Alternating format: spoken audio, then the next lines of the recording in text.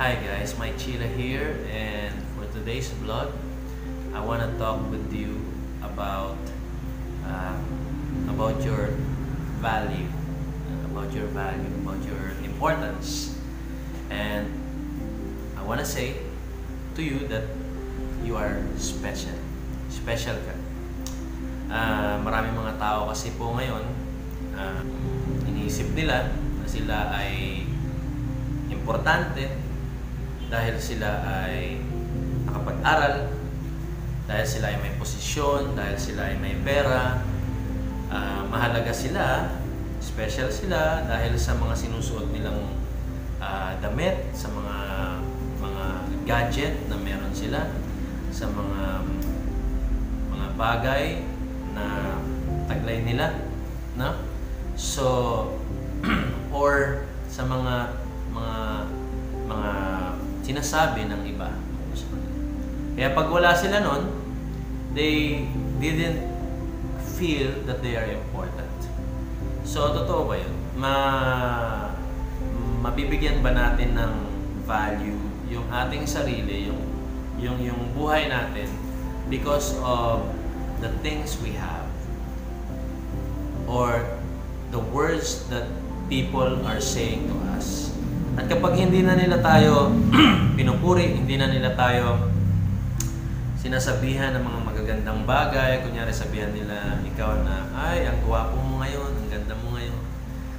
Pag hindi mo na naririnig yan, ibig sabihin ba nun na decrease na yung value mo? Hindi ka na special, hindi ka na maganda.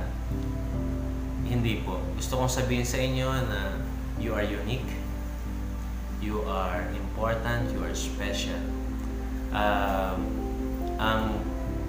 Ikaw ay nabuhay sa mundong ito na merong halaga. Ikaw ay nabuhay sa mundong ito na merong pakinabang. Meron kang may ko-contribute sa pamilya mo, meron kang may ko-contribute sa community, meron kang may ko-contribute sa buhay ng ibang tao. No? But you need first to realize na ikaw ay importante. Mahalaga ka. Ikaw mismo sa sarili mo ang magsabi na mahalaga pala ako. Remind yourself that you are created by God. Nilikha ka ayon sa larawan ng Diyos. Kaya mahalaga ka, special ka, unique ka. You are important. You are beautiful. You are precious. So, be positive ka lang and ikaw mismo mag-remind sa sarili mo na that you are special.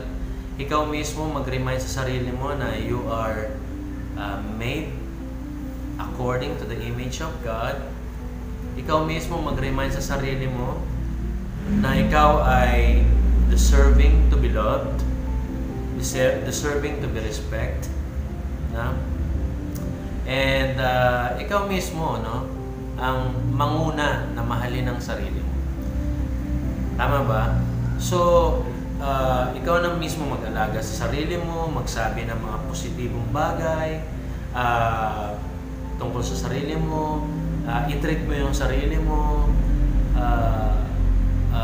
love yourself, sabi nga nila. Before other people love you, ikaw na muna ang maunang magmahal sa sarili. Ikaw na ang unang magpahalaga sa sarili. Hindi po porket ikaw ay hindi maputi, hindi ka na maganda. Hindi porket may timang kulay mo ay hindi ka nakasali. Huwag mong titingnan yung value mo dahil ikaw ay maliit, ang height mo, or hindi ka ganong kagaling sa English. So, ikaw ay tingin mo ay hindi ka pwedeng makipag-communicate, hindi ka pwedeng magbigay ng ideas, ng suggestion. So, wag mo silang intindihin. Yung mga negative na bagay na yun ay hindi makakatulong sa'yo, no? So, your self-worth should not be based on those things, no? On those things na negative. So, isipin mo palagi na ikaw ay magsimula sa positibong pananaw. Okay? So, magbihis ka, mag-ayos ka, at mag-aral ka, gawin mo ang makakaya mo, at kung saan ka malakas, kung saan ka magaling, doon ka mag-focus. Kung sino yung mga sumusuportang tao sa iyo, kung sino yung mga nagmamahal sa iyong tao, doon ka pumunta, no? Yung mga nakikinig sa iyo, no? Yan ang talagang tunay na magbibigay sa iyo ng halaga. Okay? Na kahit na wala kang pera, sasamahan ka nila. Kahit na wala kang panlibre sa kanila o maibibigay sa kanila, susuportahan ka nila. Yan po ang tunay na magpapahalaga sa iyo. So, sumama ka sa mga ganyang tao. And higit sa lahat, si Lord nandyan. Okay? So, alam niya ang tunay mong halaga. So, sana ay magpakalakas ka at harapin mo yung mga araw-araw na dumadaan sa buhay mo ng merong maganda at positibong pananaw. So, at doon ka lang tunay na magiging masaya. Magiging masaya ka dahil positibo ka. Magiging masaya ka dahil sa tulong at pagmamahal ng Diyos. Magiging masaya ka dahil sa mga taong nakasuporta sa iyo, mga kaibigan mo, mga pamilya mo.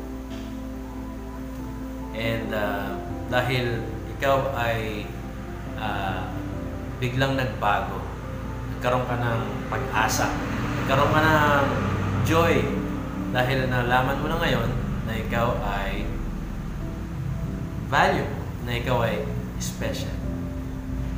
So, sana nagbigay ito ng encouragement sa iyo at be positive, trust God, and God bless you. Maraming pong salamat.